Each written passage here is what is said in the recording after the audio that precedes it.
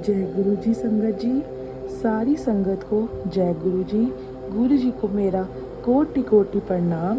संगत जी, आप सब भी अपना सत्संग शेयर कर सकते हैं। मैं डिस्क्रिप्शन बॉक्स में एक जीमेल आईडी डाल रही हूँ। आप अपना ऑडियो रिकॉर्ड करके सत्संग शेयर कर सकते हैं और लिख कर भी शेयर कर सकते हैं। गुरु जी की इच्छा से आप सभी का सत्संग सारी संगत को शेयर किया जाएगा। जय गुरु जी, शुक्राना गुरु जी। जय गुरु जी, शुक्राना गुरु जी। जय गुरु जी संगत जी। I hope and wish that you all are doing great under the grace of our loving गुरु जी। हम गुरु जी का जितना भी शुक्राना कर लें वो बहुत कम है।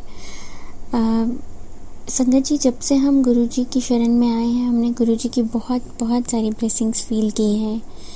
मैंने पहले भी बहुत सारे सत्संग अपने शेयर किए हैं, लेकिन वो सारे सत्संग मैंने फिज़िकली सत्संग में शेयर करे हैं। मैं आज पहली बार अपना सत्संग ऐसे रिकॉर्ड कर रही हूँ।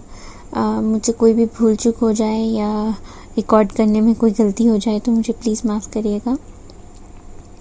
मैं आपसे जो सत्संग आज आपसे शेयर करना चाह रही हूँ वो मेरे दिल के बहुत बहुत करीब है, बहुत ख़ास है। मुझे गुरुजी ने की आज्ञा से ही मैं ये सत्संग शेयर कर रही हूँ और मैं ये भी नहीं जानती कि ये गुरुजी आज सत्संग शेयर करवा रहे हैं ये किसके सवालों के जवाब इस सत्संग से मिलेंगे। क्योंकि जब मैं बहुत पहले बहुत सारे सत्संग सुनती थी और मेरे बहुत सारे सवालों के जवाब सत्संग से मिले हैं, तो आई एम श्योर ये सत्संग से भी कुछ लोगों के जवाब उन्हें मिलेंगे। गुरुजी की हम सब पर बहुत बहुत मेहर है, जिसका शुक्राना शब्दों में करना पॉसिबल ही नहीं है। हम कितनी भी कोशिश कर लें, कितने भी शब्द अच्छे यूज़ कर लें, लेकिन गुरुजी का शुक्राना करना शब्दों में पॉसिबल नहीं है। लेकिन मैं आज एक छोटी सी कोशिश करूँगी कि अपना सत्संग आपसे शेयर कर सकूँ, गुरुजी की ब्लेसिंग्स आपके साथ शेयर कर सकूँ।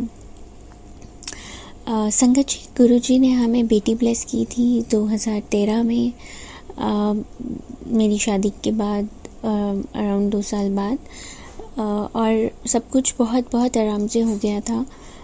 कभी कोई दिक्कत नहीं हुई। उसके 2-2.5 साल बाद गुरुजी ने हमें कंट्री शिफ्ट करने का मौका दिया, हमें नई जॉब्स प्लेस की। बस कंट्री शिफ्ट करके फिर हम नई जॉब्स में बहुत बिज़ी हो गए। लेकिन हमारी हमेशा से ये इच्छा थी कि मेरी बेटी को एक भाई बहन मिले, लेकिन बस जॉब के चलते हुए हम बिज़ी हो गए और ऐसी इच्छा मन में ही थी।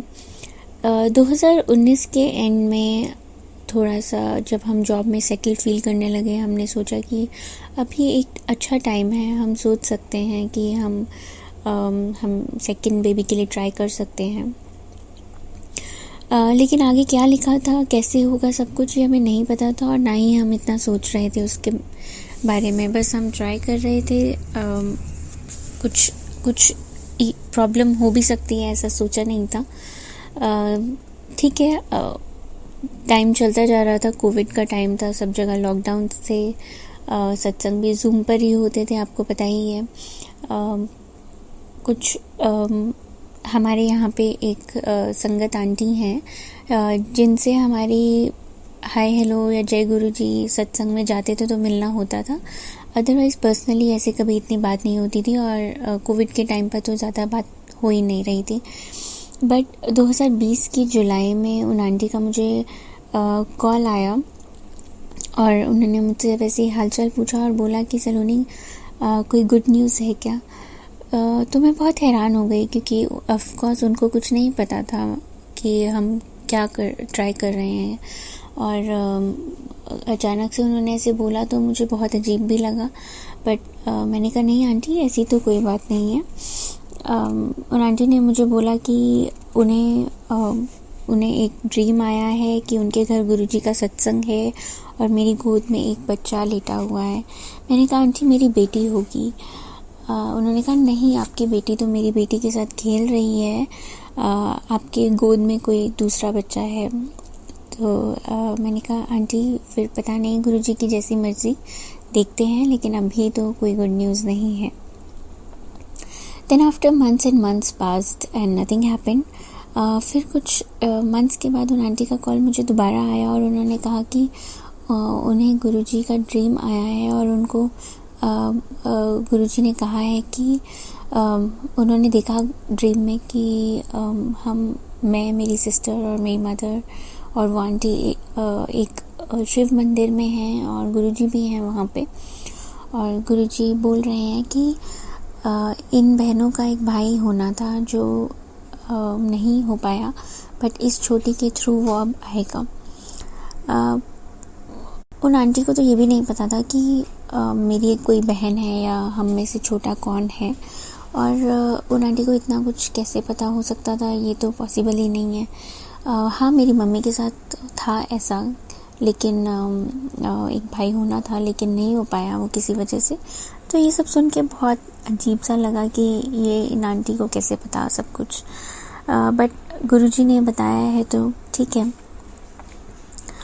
गुरुजी ने उन आंटी को ये भी बोला कि इसको बोलो एक ट्रीटमेंट ले ले और रोज़ दूध पिया करे। उन आंटी ने मुझे बोला कि अब से आप रोज़ दूध पीना। मैं दूध पीने लगी और बस कोविड का टाइम था, सब लॉकडाउन था, तो इतना समझ में भी नहीं आ रहा था क्या करें। अब थोड़ा परेशानी भी शुरू हो गई थी। कुछ महीनों बाद उन आंटी का कॉल मुझे फिर से आया और पूछा कि आप कुछ ट्रीटमेंट ले रहे हो। तो मैं अब थोड़ा इस बार इरिटेट भी हो गई कि बोला आंटी कौन सा ट्रीटमेंट, आप मुझे ठीक से बताइए क्या करना है, मुझे नहीं समझ में आ रहा। तो उन आंटी को भी लगा कि शायद वो परेशान कर रही हैं मुझे या क्या है। लेकिन देखो, गुरुजी की जो मर्ज़ी और उन्होंने जो लिखा हो वैसे ही होना होता है और सब कुछ वैसे ही होगा। हाँ, गुरुजी के आदेश से हमें जो जो करना पड़ता है और अगर हम उसे फॉलो करते हैं तो Guruji also make sure that we get the success. Guruji के आदेश पर हम चलते ही हैं और गुरुजी के आदेश के हिसाब से we thought that we'll have to go and undergo a treatment, but he made sure that our treatment went very smoothly and we get successful in the first time. So I conceived in May 2022. So संगत जी देखिए, उन aunty का call मुझे first time जुलाई 2020 में आया था और मई 2022 में मैंने कंसीव किया, ऑलमोस्ट आफ्टर 2 years। बट सब कुछ हुआ गुरुजी की मर्ज़ी के हिसाब से। जैसे जैसे गुरुजी ने बोला था उन आंटी को बिल्कुल वैसे वैसे ही चीज़ें हुई, लेकिन हुई गुरुजी के टाइमिंग्स के हिसाब से। सो ये एक बहुत बहुत बड़ा सत्संग है कि ये हमें मानना पड़ेगा कि हमें ब्लेसिंग्स जो गुरुजी ने दिखाई हैं वो मिलेंगी ज़रूर, लेकिन मिलेंगी जब गुरुजी की टाइमिंग्स होगी, क्योंकि उनको ही पता है हमारी कौन सी टाइमिंग्स हमारे लिए बेस्ट है।